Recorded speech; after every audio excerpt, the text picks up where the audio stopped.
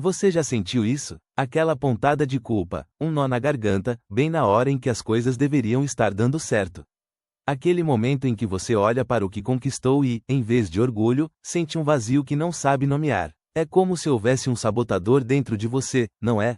Alguém que sussurra que você não merece, que não é bom o suficiente, justo quando a vitória está ao alcance da mão.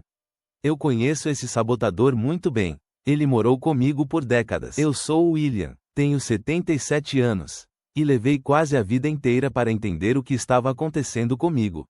Levei muito tempo, e perdi muita coisa, até perceber que o vazio que eu tentava preencher com conquistas nunca seria saciado por nada lá fora. Não sou um guru, nem um especialista. Sou apenas um homem que sobreviveu à própria busca incessante por algo que nunca existiu onde eu procurava. E que, finalmente, encontrou um tipo de paz que eu não sabia que era possível. Nós, homens, somos mestres em disfarçar.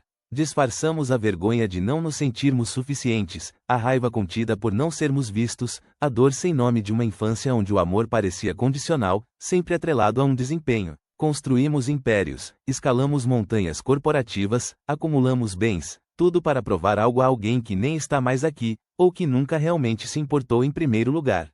E no final, o império parece uma prisão. Eu me lembro perfeitamente. Tinha uns 7 anos. Eu tinha desenhado um carro de corrida com detalhes minuciosos, passei a tarde toda. Levei para meu pai, orgulhoso. Ele olhou, sem emoção, e disse: poderia ter caprichado mais na cor. E a roda está torta. Aquela frase, poderia ter caprichado mais. Ela se tornou a trilha sonora da minha vida. Nunca era bom o suficiente. Tirava 9, por que não 10? Ganhava um campeonato, mas o adversário não era tão bom assim. Eu aprendi que amor, reconhecimento, presença, eram coisas que eu precisava ganhar. Não eram dados, eram trocados por desempenho, e o desempenho nunca era perfeito. Então, eu estava sempre em dívida, sempre buscando mais para compensar a falha que eu era. Aquele buraco, aquela sensação de não ser bom o suficiente, me programou. Me fez acreditar que eu precisava correr mais, trabalhar mais, acumular mais, para um dia, finalmente, ouvir muito bem, meu filho. Aos 46 anos, eu estava no auge da minha carreira. Minha empresa tinha acabado de fechar o maior negócio da sua história.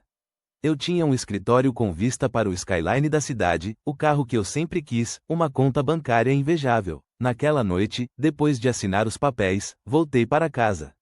Minha esposa estava dormindo. Me sentei na minha poltrona de couro e olhei para o diploma na parede, para os troféus na estante.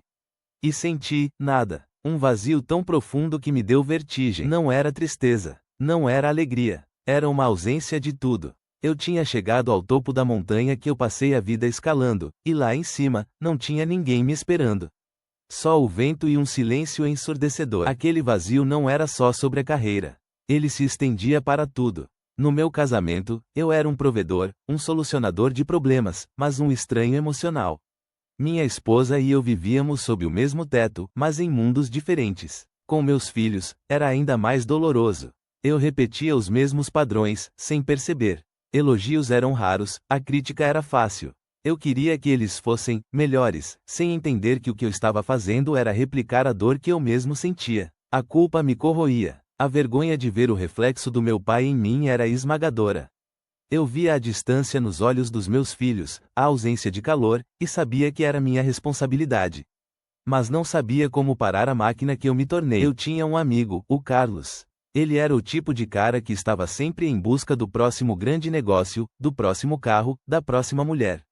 Aos 60, ele ainda estava correndo, com o mesmo olhar faminto que eu tinha aos 40. Ele nunca parava. Nunca estava satisfeito. A conversa dele era sempre sobre o que ele ia conquistar.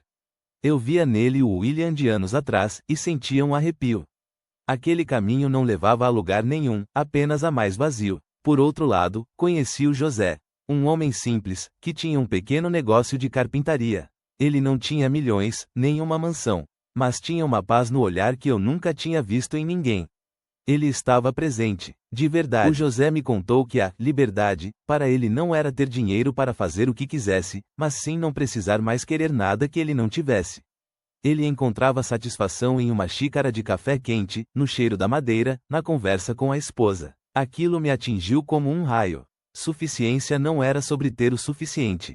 Era sobre sentir-se suficiente com o que se tinha. Presença não era um luxo, era a fundação de tudo. Era estar ali, de corpo e alma, com quem você ama, com o que você faz. A liberdade, eu percebi, não era a ausência de responsabilidades, mas a ausência da necessidade de provar. Era a permissão para ser, sem o peso da expectativa, sem a voz do pai que me criticava ecoando na minha cabeça. A solução externa, o próximo sucesso, a próxima compra, nunca funcionou porque o problema não era externo.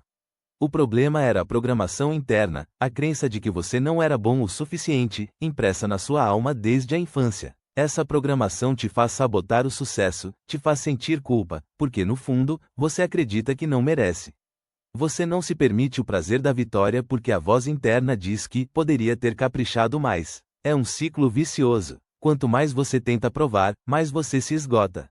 Quanto mais você alcança, mais vazio se sente, porque a validação que você busca nunca virá de fora, daquele lugar que te ensinou a não se sentir completo. Você não precisa de mais um curso, mais um livro de autoajuda, mais uma técnica.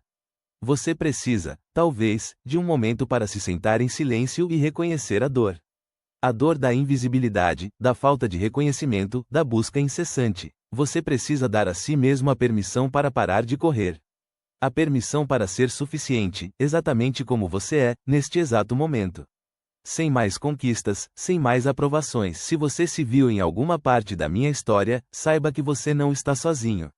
Essa dor, esse vazio, essa culpa, tem nome. E o primeiro passo para mudar, é reconhecer que ela existe dentro de você. Não espere até os 77 anos, como eu. Não espere até que o tempo tenha levado a chance de estar verdadeiramente presente para seus filhos, para sua esposa, para si mesmo. Você é suficiente. Você sempre foi. E agora, talvez, você possa começar a sentir isso.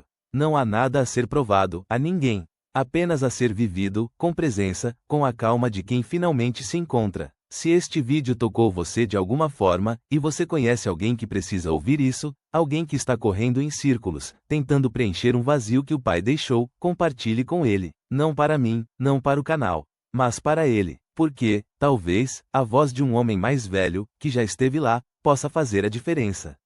Posso ser o, muito bem, meu filho, que ele nunca ouviu, e que precisa ouvir agora, de si mesmo.